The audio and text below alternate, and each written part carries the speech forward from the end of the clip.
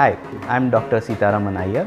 I'm currently pursuing my MD in Psychiatry and working as a resident doctor at Nair Hospital, Mumbai. I'm also a performing musician. I play the instrument Mridangam and I've given several concerts across our country and across the globe.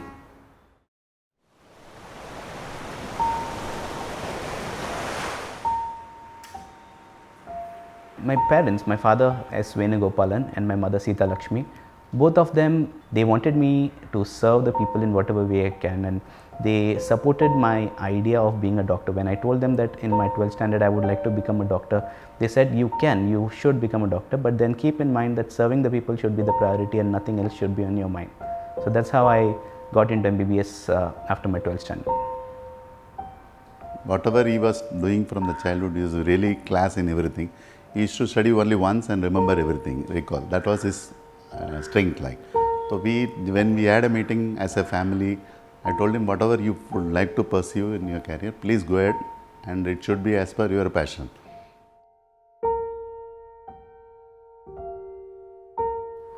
I finished my MBBS in the year 2016, around which time I started facing significant visual impairment.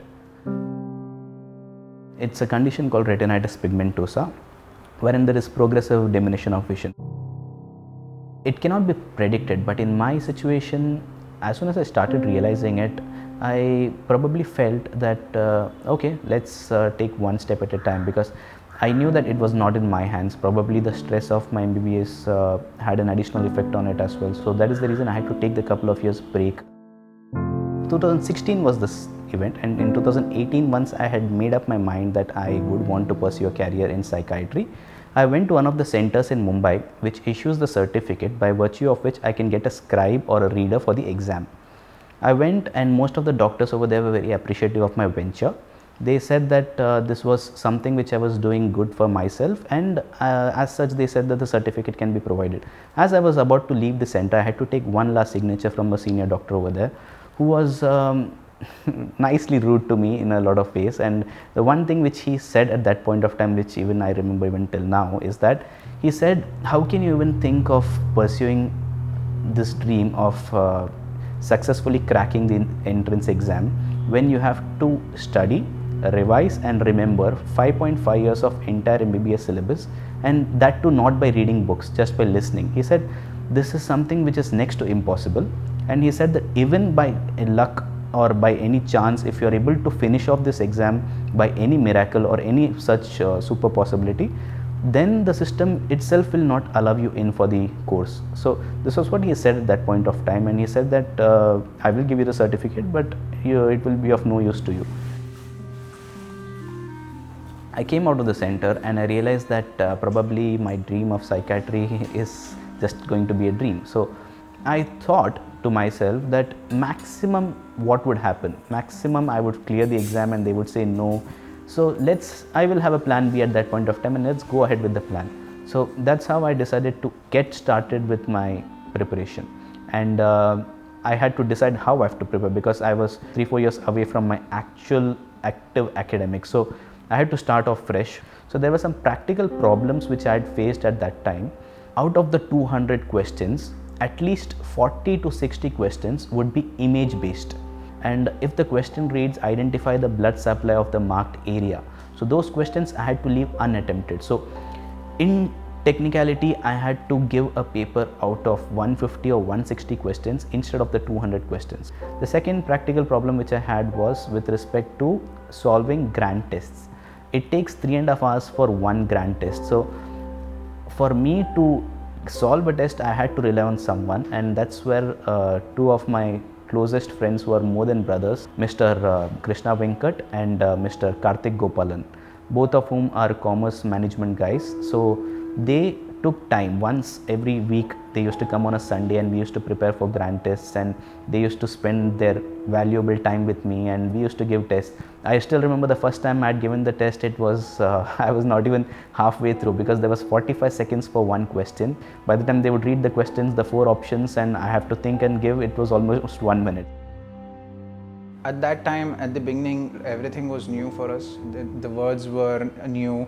A lot of times I used to spell out the medicine's name because it would never come out from my mouth. So I'll be like, it's PNU. I don't know how to pronounce it, but it is PNU something something. So that's how we began. But with practice, it did get better. For us, it was different because we need to first envision ourselves and put ourselves in his shoes. Basically, how he would prepare for the exam and how he would basically grasp certain things which are not easy from his point of view. Probably he would be able to understand it better if I explained it in a particular way relating to how he knows certain things already.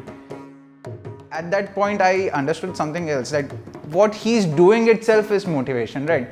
There's nothing else that it needs to be done. Existence itself is motivation. So initially I was like, okay, 19 subjects, 5.5 years of MBBS, how should I get through it? I was looking up the internet again and I saw PrepLadder and I saw one more institute. So I went ahead with PrepLadder. I took the subscription and I started watching the videos. I started with one subject. I finished 2, 5, 10, 15, 19. It went on in this way, and by the time I finished the entire course for the first time, I realized, chalo yaar, ye to ho hi jayega aisa. That was the confidence which I had, and the confidence was not based on what I had in my mind. It was primarily the fact that I had wonderful set of teachers at PrepLadder, 19 subjects, 19 wonderful professors. I would call them magicians more than professors. The reason being, if they are able to teach me and I am listening to the videos and I am only preparing through that, if they are able to make me remember those things, and that's magic which they are creating at that point of time.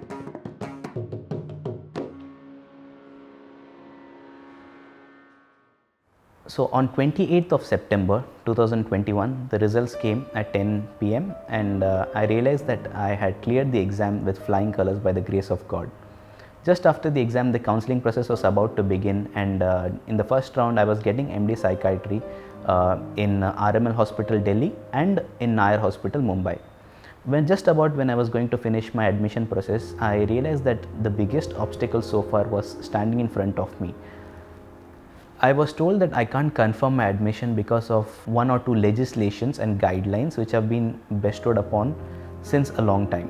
So the guidelines before the exam wanted my impairment to be more than 40% for me to get a scribe or a reader.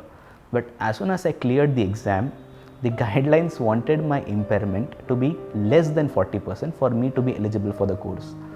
So having this contradiction, I could not do anything at that point of time. A lot of people suggested me to visit a lot of member of parliaments. I did visit a couple of them, but then time was running out. So I had to go to the Honorable Supreme Court of India.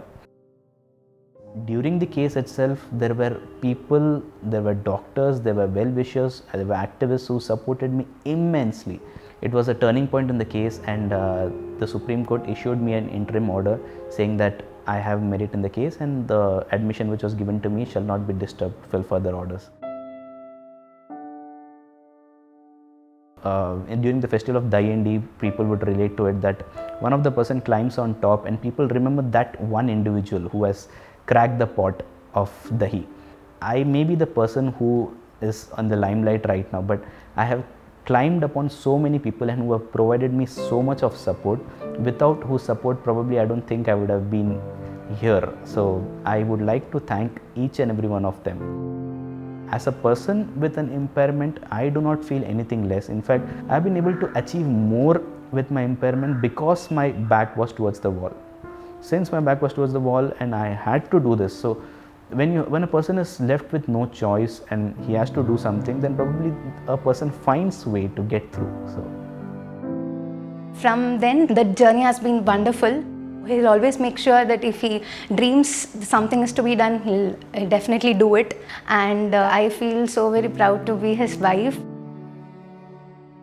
We always liked about Joe or our DSI, Dr. Seetharaman, is that he never used to come and complain about the negative or the limitation. He always takes up his positive. I mean, this journey has been so enriching and so, I can't even put it into words what this means to all of us. Going through those things, you understand what humans are capable of. What the sanctity of human life is. எனக்கு அந்த பையன் கிடச்சது பெரிய வரம்.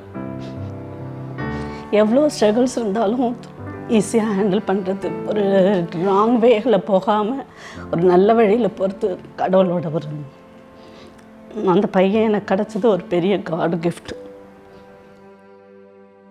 Without the support system, I don't know where I would be right now. Not only my family, not only the friends who have helped me, not only the doctors, not only the advocates, not only my Nair family right now, my department, my non-teaching department, my nursing staff, everyone. I think Almighty wanted me to be here because the one thing which I could do from my end was study. But then, according to one of my professors who used to quote this, the universe conspired together and so many events occurred together, and that's how I've landed up over here. So.